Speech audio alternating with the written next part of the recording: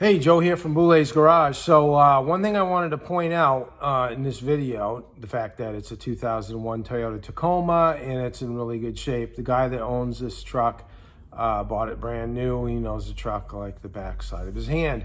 Now, anyway, what I want to point out in this video is not necessarily how to replace an oxygen sensor. It's what to replace it with. And you want to be really careful. Now, he called me up. He had a P1130 indicating an issue with the upstream oxygen sensor. Now, he couldn't get in when he wanted to see me and have me pull the code, and I was just so busy. And I suggested to him that he goes to the local parts store and they will pull the code for him for free. I said, well, be careful. Whatever the code kind of points to, they're going to try and sell you. So he went to the local parts store and they pulled the code for him. He called me up with the P1130. He said, I need an oxygen sensor. They tried to sell me one, but I wanted to talk to you first. Okay, well, it's a good thing he did that. But still, I couldn't get him in. So as time went by, he says, don't worry about it. You're not going to break down, anything like that. As time went by, I hadn't heard from him. And he had his neighbor, which is a nice guy, he's a DIYer, and he replaced the sensor with something he found online. And with that said, it was no brand I've ever heard of. So I'm looking at data on it. In the upstream oxygen sensor, the air fuel ratio sensor, the voltages are all over the place. And I called him up, I said, I'd like to find out what you put in there for an oxygen sensor before I order another one.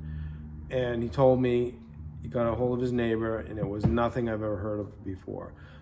Two things I noticed about this sensor.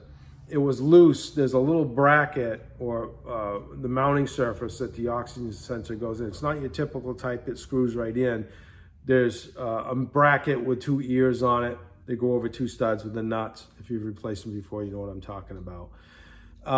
That was all loose and likely it had air leaking into it. Second thing is it didn't have a gasket, which you need a gasket. And I'm assuming that the one that he got didn't come with a gasket.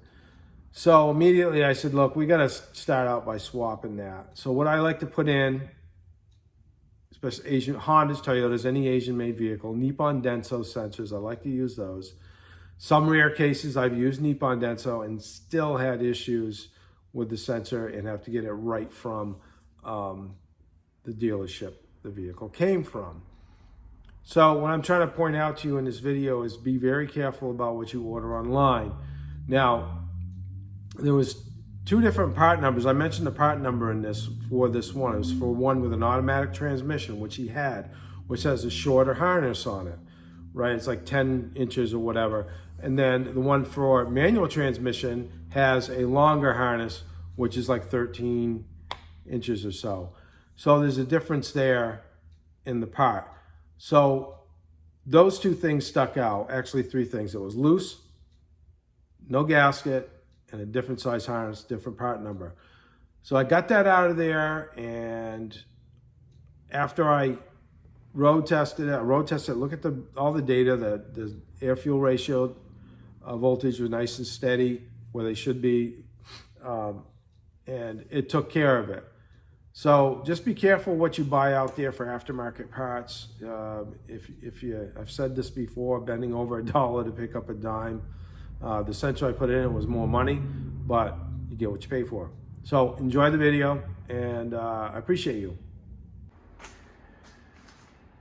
Hey, Joe from Boulet's Garage. So I'm working on this nice little 2001 Toyota Tacoma. You know they don't make them like this anymore. Got a P1130 code indicating a problem with the upstream air fuel ratio sensor. Now, this customer had a neighbor that's kind of a DIYer, and he helped him out, and he replaced the sensor for him. He got one on eBay or Amazon or somewhere like that. And so not long after he installed it, the code came back. And I asked the customer, so what did you put for an oxygen sensor in there? He goes, well, I don't know. So he called the customer and he said he got it off Amazon. It's a weird off-brand name. But first thing I noticed is this base is all loose. All right, so that's going to introduce oxygen into the exhaust system. And I said, you know, we got to really, I hate to tell you this, but we got to kind of get rid of this sensor and put a decent one in. I'm putting a Nippon Denso. This is a 2349001. Part number is different for manual transmission. This has got an automatic transmission in it. But this sensor did not come with a gasket either, so that's 2 shots against it. Now, this Nippon Denso, you can see the sensor is actually part of the mount. That's a solid connection there, and it comes with a gasket. This did not have a gasket installed. So I'm going to start off by replacing this sensor and see where we go from there. I've checked all the wiring, fuses, etc.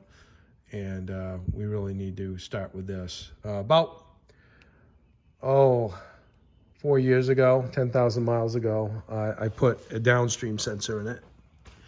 And this has got aftermarket exhaust in it. I mean, go figure. You know, I put the downstream sensor in it.